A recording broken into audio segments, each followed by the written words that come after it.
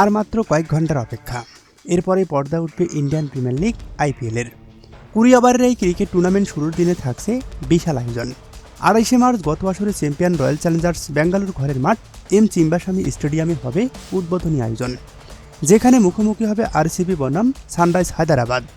IPL-এর প্রতিটি আসর শুরুর আগে আকর্ষণের কেন্দ্রবিন্দুতে থাকে উদ্বোধনী অনুষ্ঠান।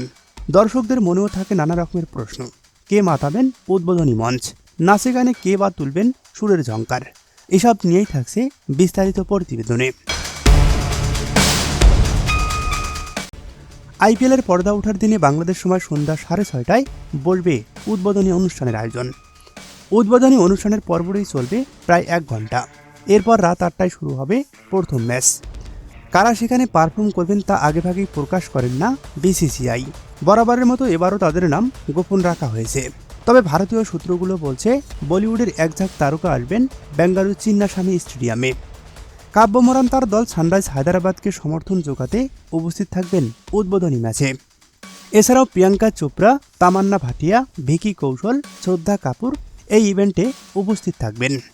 উদ্বোধনী অনুষ্ঠানে আরও থাকবেন ক্যাটরিনা কাইফ, অনন্যা পাণ্ডে, মাধুরী দীক্ষিত, জাহ্নবী কাপুর, কারিনা কাপুর, পূজা হেগড়ে, আয়ুষ্মান খুরানা, সারা আলী খান। তালিকায় আমেরিকান পপ ব্যান্ড ওয়ান রিপাবলিকের নামও রয়েছে।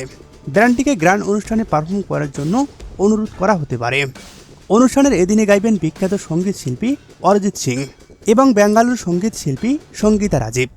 উদ্বোধনী মঞ্চে পারফর্ম করবেন আউজুলা, দিশা পাঠানি, শ্রদ্ধা কাপুর ও বরুণ ধাওয়ান। ওয়ান রিপাবলিক ব্যান্ডটিকে করুণ আউজুলা, দিশা পাঠানি অথবা নুরা ফাতিহির সঙ্গে পারফর্ম করতে দেখা যেতে পারে।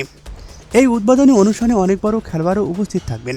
সবকিছু মিলিয়ে উদ্বোধনী দিয়ে তাক লাগাতে যাচ্ছে ভারত।